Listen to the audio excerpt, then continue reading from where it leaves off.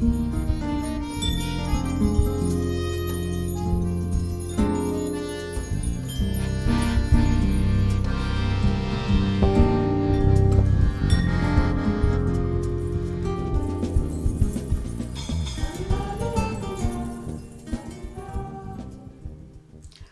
first met Johnson Mlambo on a storytelling course in Cape Town in 2012. It was an international course run by Sue Hollingsworth and Edgar Ramos. It was Johnson's very first storytelling course ever, and he was 72 at the time. And it was the course where he shaped the mother of all tears, the story I'm going to tell today.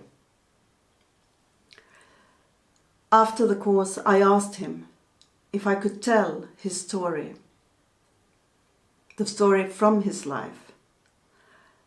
And he gave me his blessings. And so I told it in many different settings. We became very good friends. We would meet every time I went to South Africa.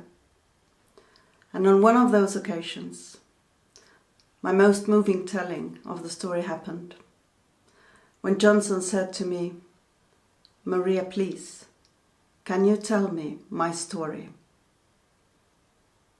So we sat down in front of each other in the Cape Townian spring, and I said, when Johnson Mlambo was a little boy, he grew up in Mpumalanga by the Makmak River. How do you speak about a friend? How do you speak about a loss? Today, I want Johnson's story to speak for him. Let's lit a candle to the memory of a great and loved man.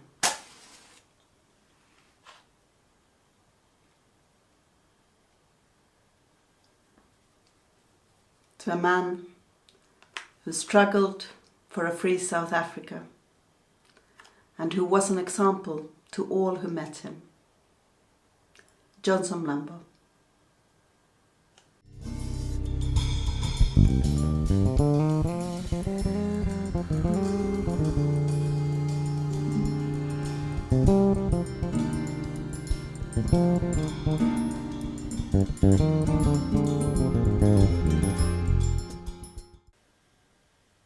When Johnson Mlambo was a little boy, he grew up by the Makmak River in Mpumalanga. His father was far away in Johannesburg, working in the gold mines. And his oldest brothers, they were also quite far away. You had to walk 2 days to get where they were, staying with an uncle, taking care of the family cattle. Johnson so wished he could be with them. He also wanted to take care of the family cattle, but he was too young and he had to go to school. So he grew up surrounded mainly by women. There were 9 siblings, and he always said that he was the shyest of them all. Now, he was taught from an early age about what it means to be a boy and eventually a man. And he was taught that a man never cries. The emotion stays on the inside. And he'd go to school, and he was like other children. He didn't mind going to school. He quite liked it, but if there was suddenly a day off, he didn't mind that either, because then you could play. And that happened every now and then when the Makmak River flooded and the children couldn't cross it and go to school. And if you were lucky, that could have been one of those days when Johnson's mother had been to the market in Sabi. The children were waiting eagerly for her to go home, because Johnson's mother was a peasant and she would grow beans and pumpkin and peanuts and pineapple and mealie, maize. And when there was not only enough, but a little bit more than enough, that's when she'd go and sell it on the marketplace. And when she came home, the children knew this, when she came home she would have bought white bread and sugar. She couldn't afford tea or coffee, but she brought home white bread and sugar. And they would put water in the pot over the fire, and they would pour in the sugar and stir and wait for it to melt. And when this syrup was ready, the children would sit around and dip pieces of white bread into this sugary syrupy water, and it was so good. The water would run down their arms to their elbows. It was a real treat. Now one day something happened that changed Johnson when it came to going to school. Johnson learnt that his good friend Moses could read and write in Zulu. He could read and write the letters that came from the men who were in the gold mines in Johannesburg. Those fathers and older brothers, they wouldn't come home very often, only once a year, or maybe even every second year. So it was precious to be able to read the letters that arrived and to answer them. And Johnson decided that from now on he was not going to miss a single day at school. So even if the river got all brown and muddy and they knew it was going to flood, he'd walk down to the riverside and he took off his clothes. He made a bundle, put his books inside, and then this bundle was put on his head and we'd swim across. And the teacher, she was really surprised because none of the other kids from across the river arrived when it flooded. But Johnson Mlambo, he didn't miss a single day. Now Moses, he didn't have a special relationship with rivers or anything. He just happened to go to school on the other side of the river, so he didn't need to cross it. And Johnson was an eager student at school.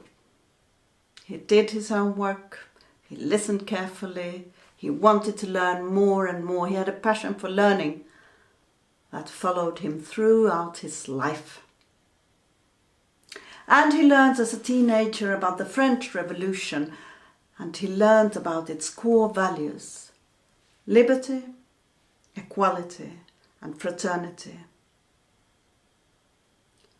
And in apartheid South Africa at that time, you didn't have that.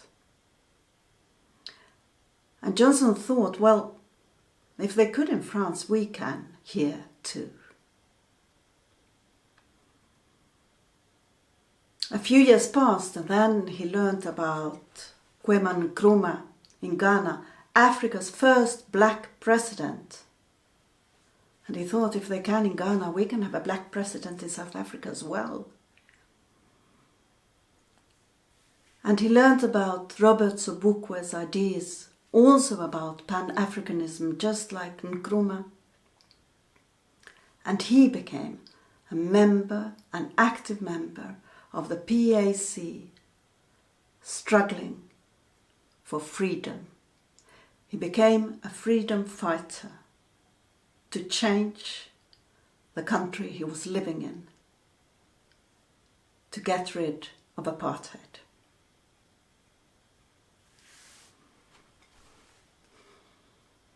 Those were very hard years in the beginning of the 60s. And the liberation movement worked mostly underground to overthrow the past laws, to engage people. Johnson became more and more active. He had to let go of studying, but he knew he had to be there then. And one day, the police knocked on the door. They burst in and they arrested everyone who was in the meeting. And Johnson Mlambo was one of them, one of the leaders of the PAC. Now, normally when I tell this story, and when I sit with you in the same room, and you can talk to me and I can talk to you, I ask, what did you do when you were in your 20s, when you were in your 30s? Did you study? Did you meet a life partner? Did you have children? Did you start working? Did you change what you wanted to work with? Did you buy a house? Did you find a nice place to live? Normally we do a lot of different things in those years of our life that shape it. Johnson Mlambo was 23 years old when he was arrested, and he was sentenced to 20 years of prison, which he served, all 20, on Robben Island.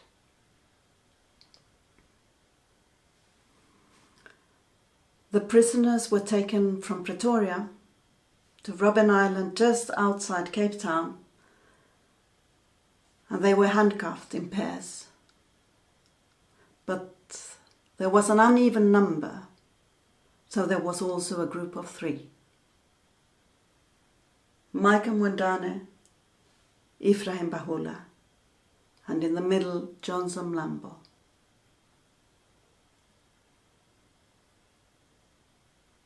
The handcuffs, he later said, were the modern ones that would get tighter and tighter with every movement.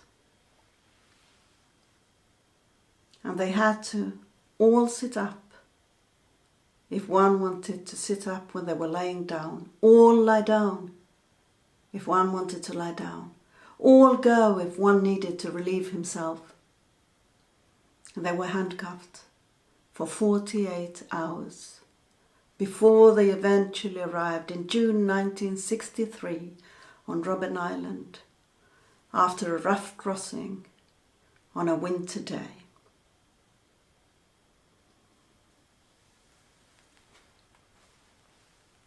Their wrists were ruined, Johnson used to say. And this was the beginning of a long period of pain and suffering and torture. Johnson was given a wheelbarrow on those very first days, and he was asked to take some stones from one place to another. Many of the things the prisoner had to do on Robben Island were menial and useless. It was just to break their morale, hard work, worth nothing. And since he hadn't been working the land for a long time, his hands weren't used to it, and he was soon covered with blisters. And one of the warders asked him if he wanted to see a doctor maybe, and he said yes, he needed to see a doctor. Then they fetched a common prisoner who gave him a beating, because he worked with them, with the warders.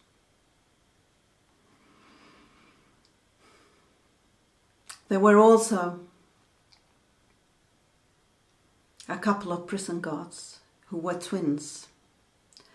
They had just received a book, a tiny book with different methods of torture. And they tried them out, especially on Johnson Mlambo, for some reason. He was even at one point buried to his neck and urinated on by the warders. This was later taken to the International Red Cross and other organizations, and eventually they managed to make the conditions a little bit better on Robben Island, and especially they gave the political prisoners the right to study. So Johnson, he signed up and got a degree in economics from London University while on Robben Island. And there were many like him who studied while in prison. They used to call it the University of Robben Island sometimes. And they had a system where they would teach each other. They had a motto that was each one teach one. So they made out of old sacks that they could get cement or flour, they cut them and sewed them and made notebooks and left them for each other so that they could learn different things. Some had to learn more mathematics, others had to learn how to read and write. But they'd go gradually so they got the basics and then eventually go on and get their matric, their A-levels, and then go to university. There was a sense of community. And for as long as I knew Johnson, he would always keep in touch with those who had been on the island with him. He'd go and visit, he'd speak to them, he'd tell me about those meetings, and he'd say, those people, we really shared something that you don't share with anyone else. Now, on the island, there would also at times be moments when you could celebrate. And that was when a comrade was getting his freedom again. When somebody was going to be released, he would be celebrated at the party they organised that year, so they'd celebrate them together. And there would be speeches, there would be singing and dancing. And Johnson, who was one of the leaders of the PAC, he would sit in the front row and listen. And, well, maybe the ones that were now going to sail into freedom were ones of those freedom fighters that he had seen crying. But at that point it didn't matter anymore. He thought it was strange that freedom fighters, men, would be crying there on the island, because he never did. He went through torture, he even lost an eye, but he didn't shed a tear. But now it was time for celebration. And on one of those occasions, Johnson was sitting there, first row. There were the speeches, the singing, and then there was this poet. And the poet came in and he read a poem that he had written on the island. And Johnson started getting this strange, itchy feeling in his eyes. They were wet, and he went outside and he washed his face, and his eyes just became more wet.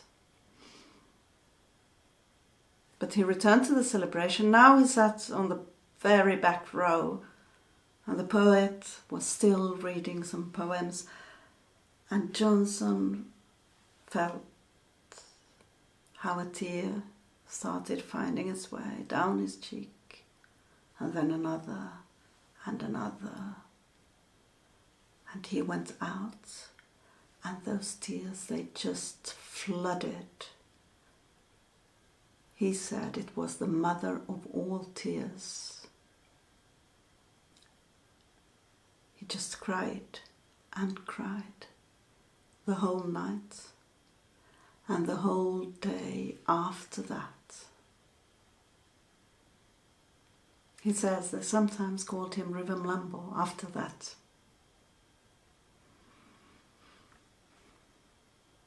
Life on the island went on. And whenever I visited Johnson there, with Johnson on the island, with I visited the island with Johnson. Whenever I visited, then Johnson would have new stories to tell, new memories. Whenever we met, there would be something new popping up. And after all, we're talking 20 years in a man's life. So there is a lot of memories there. The last time we visited Robben Island was on a VIP visit that Johnson had arranged for me and my family and some friends. And he was the tour guide then at the museum. We got a little van of our own and we would drive to places you don't normally go. And we passed the helidrome, and that's when he said, each time they arrived by helicopter, we knew that somebody was going to be executed. They'd bring the order, and then they'd return and fetch the person and take him to be hanged in Pretoria. And he said that was one of the hardest things, to know what to say to someone you're not going to see anymore.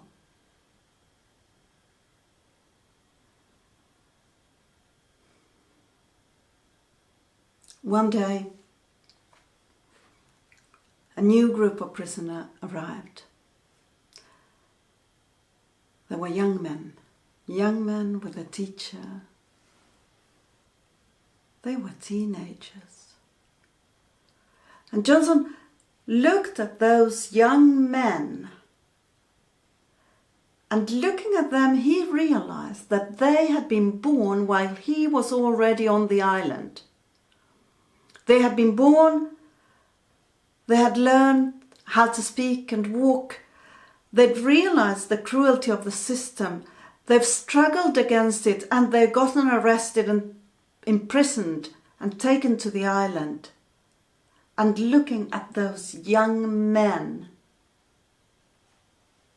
he could see how long he had been there. He could see the cruelty of the system. And he vowed that he would struggle against it as long as necessary. In 1983, Johnson was released after a 20 years sentence on Robben Island. Mandela, who served 27 years, he had already left Robben Island by then for another prison.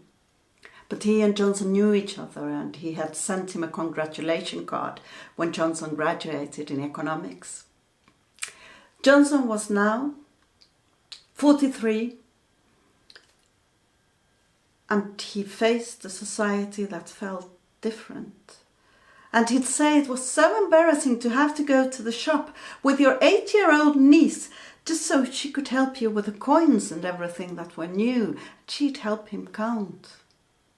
And then this being around women, that was also very difficult and strange. But he so wanted to get married and have a family. That's something everyone who knew him in those years says. The chairman wanted to have a family. And eventually he married Nomsa, and they had 2 children, a boy and a girl. And Johnson was very, very happy having a family. When we'd meet, we would talk about the joys and challenges of fatherhood and motherhood. That was one of the things that united us very much. After years in exile, after apartheid ended, Johnson returned. He established himself again in Davidton. And this urge to tell his story was there. Because he was a man who could forgive. he was a man who didn't hate. He was a man who kept working for unity and for a better South Africa all of his life. And he so wanted to be able to convey these stories. And you might remember, he was a very, very shy man. So he decided to come to this 5-week-long storytelling course in Cape Town at the age of 72. And this was a challenge, if there ever was one, because suddenly he'd be playing there pretending he was a monkey or a turtle. He'd be drawing with colours and speaking gibberish and playing games, and sometimes he was so tired and he'd say, "It's such a long time since I last played, you know." And sometimes he would just doze off. And those sitting next to him would be a little bit more quiet until he woke up again, and then he was there with us. He had so much to share, so much to give, so much to teach us.